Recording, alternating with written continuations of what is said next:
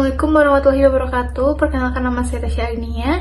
Di sini saya akan menjelaskan tentang fase timbulnya hak dan kewajiban sampai dengan penyelesaian sengketa pajak sesuai dengan UU KUP.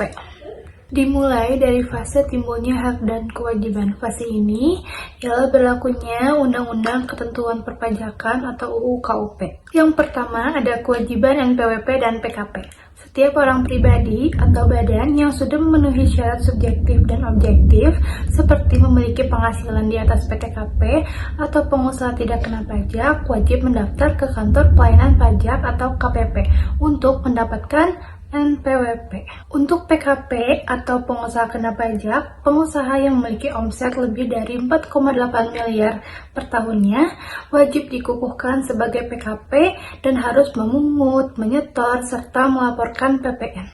Untuk sanksi dan dendanya ada dua. Yang pertama, jika tidak mendaftarkan diri untuk NPWP, akan dikenai pidana yaitu pasal 39 ayat 1 huruf A UU KUP.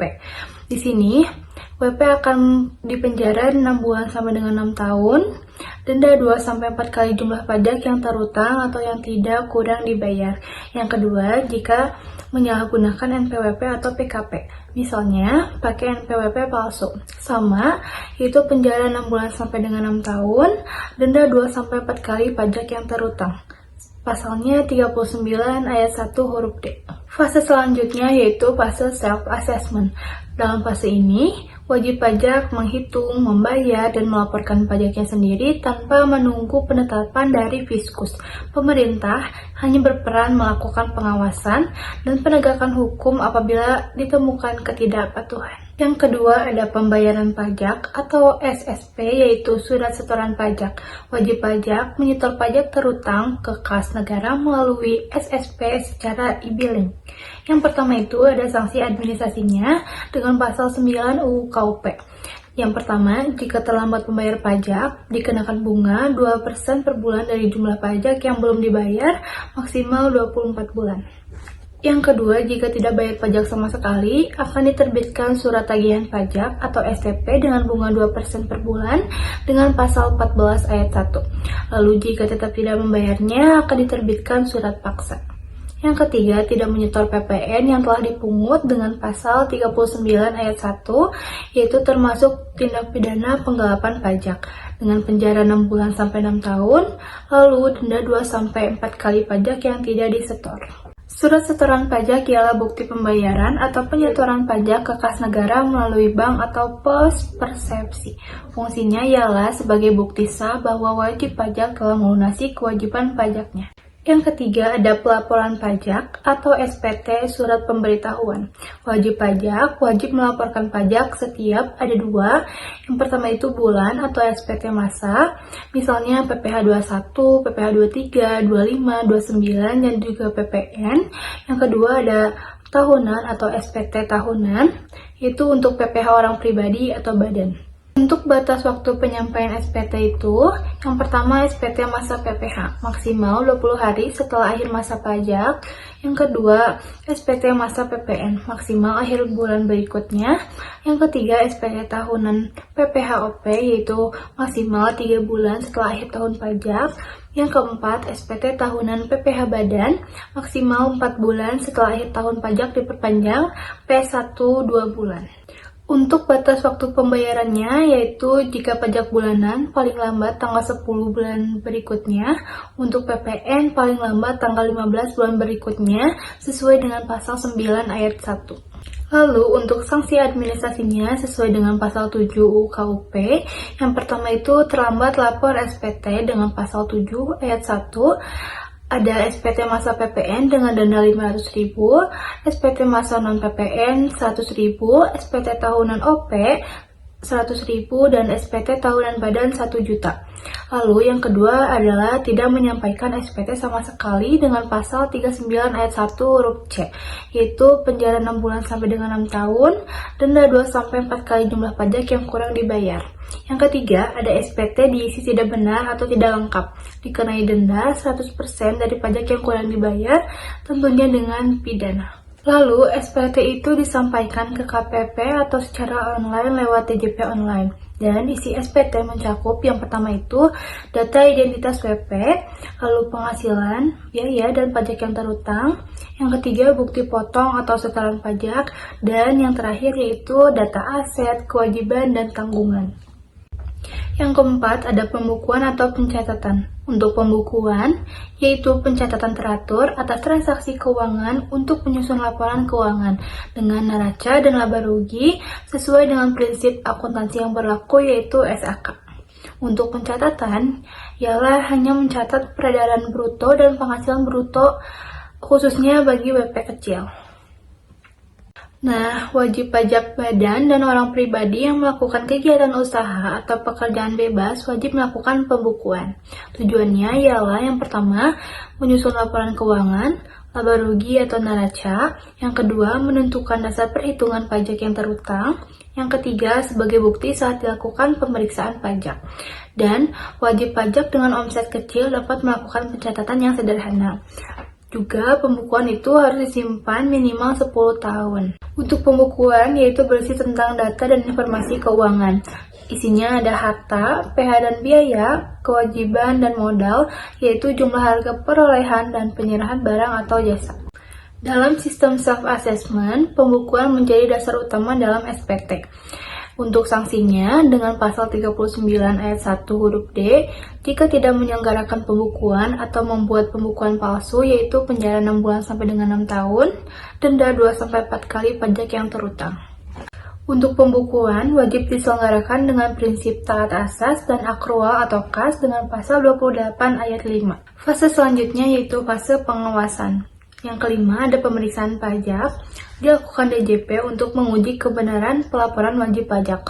Jenis pemeriksaannya ada 3. Yang pertama itu pemeriksaan rutin, yaitu jika SPT lebih bayar. Yang kedua, pemeriksaan khusus, jika ada indikasi pelanggaran. Yang ketiga, pemeriksaan lapangan atau kantor.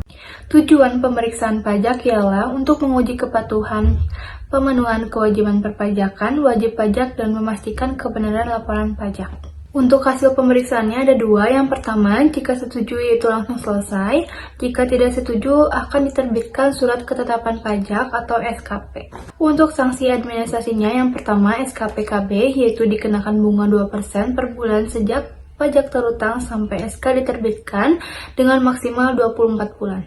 Yang kedua, SKP KBT atau tambahan dengan denda 100% dari pajak yang kurang dibayar, pasal 13 ayat 3. Yang terakhir ada SKPKB karena ketidakbenaran SPT dengan denda 50% dari pajak yang kurang dibayar, yaitu sesuai dengan pasal 3 ayat 2. Lalu ada sanksi pidana pemeriksaan, pasal 39 ayat 1 huruf F, tidak memberi keterangan atau menolak diperiksa atau menghalangi pemeriksaan pajak akan dipenjara dengan 6 bulan sampai dengan 6 tahun, denda 2-4 kali pajak yang kurang dibayar. Untuk hasil pemeriksaannya, jika tidak ada temuan, SPT-nya disetujui.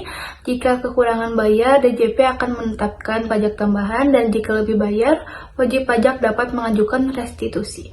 Lalu yang keenam ada penetapan dan ketetapan pajak. Setelah pemeriksaan, DJP akan mengeluarkan surat ketetapan pajak atau SKP. Yang pertama, SKP KB kurang bayar bila pajak terutang lebih besar dari yang dibayar. Yang kedua, SKP LB lebih bayar bila pajak terutang lebih kecil dari yang dibayar atau pembayarannya lebih besar dari pajak yang terutang. Yang ketiga, SKPN nihil bila pajak terutang sama dengan yang dibayar. Dan SKP menjadi dasar bagi DJP untuk melakukan penagihan atau pengembalian restitusi. Dan wajib pajak dapat menyetujui SKP atau mengajukan keberatan sengketa jika tidak setuju. Selanjutnya ada penagihan pajak. Di sini jika WP tidak melunasi SKPKB atau SKPKBT, maka DJP akan melakukan penagihan sesuai UU PPSP, yaitu penagihan pajak dengan surat paksa. Lalu untuk penagihan itu dibagi menjadi 2, ada aktif dan pasif. Jika aktif itu melalui surat paksa, sita, dan lelang, dan pasif yaitu melalui STP atau SKPKB. Untuk tahapan penagihannya, Yang pertama, surat teguran, yaitu 7 hari setelah jatuh tempo. Yang kedua, surat paksa, jika masih tidak dibayar. Yang ketiga, penyitaan, yaitu harta wajib pajak disita. Yang keempat, lelang, lalu hasil lelangnya akan digunakan untuk melunasi pajak. Untuk sanksinya, jika keterlambatan pembayaran akan dikenakan bunga 2% per bulan. Jika menghalangi penagihan atau penyitaan, akan ada pidana pasal 41 UU KUP, yaitu penjara 1-6 tahun dan denda 25 juta sampai dengan 1 miliar. Fase yang terakhir ialah fase penyelesaian sengketa. Sengketa pajak ialah perselisihan antara wajib pajak dengan DJP terkait pelaksanaan peraturan perpajakan, atau jika wajib pajak tidak setuju dengan hasil pemeriksaan atau ketetapan pajak. Sengketa pajak itu terbagi 2 urutan. Yang pertama ada keberatan pajak. Ini tuh diajukan ke Direktur Jenderal Pajak dalam waktu 3 bulan sejak diterimanya SKP, dan DJP akan meneliti kembali dan menerbitkan surat keputusan keberatan atau SK keberatan. Dan jika wajib pajak setuju, sengketanya selesai. Namun jika tidak setuju, lanjut ke tahap berikutnya. Untuk sanksinya, jika keberatan ditolak seluruhnya atau sebagian, WP dikenakan denda 50% dari pajak yang belum dibayar sesuai dengan pasal 25 ayat 9 UU KUP. Yang kedua ada banding pajak. Ini tuh diajukan ke pengadilan pajak dalam waktu 3 bulan setelah menerima SK keberatan, dan pengadilan pajak akan memeriksa dan hasilnya berupa putusan banding yang bersifat final dan mengikat, sehingga wajib dilaksanakan baik WP maupun DJP. Untuk sanksinya, jika banding ditolak seluruhnya atau sebagian, WP dikenakan denda 100% dari pajak yang belum dibayar sesuai dengan pasal 27 ayat 5D UU KUP. Dan yang terakhir yaitu penyelesaian sengketanya. Bila masih tidak puas dengan putusan banding, WP dapat mengajukan peninjauan kembali atau PK ke Mahkamah Agung. Setelah PK atau bandingnya final, baru perkaranya selesai. Jadi, secara singkat, sistem perpajakan di Indonesia itu menganut self-assessment system, di mana wajib pajak diberi kepercayaan untuk menghitung, membayar, dan melaporkan pajaknya sendiri.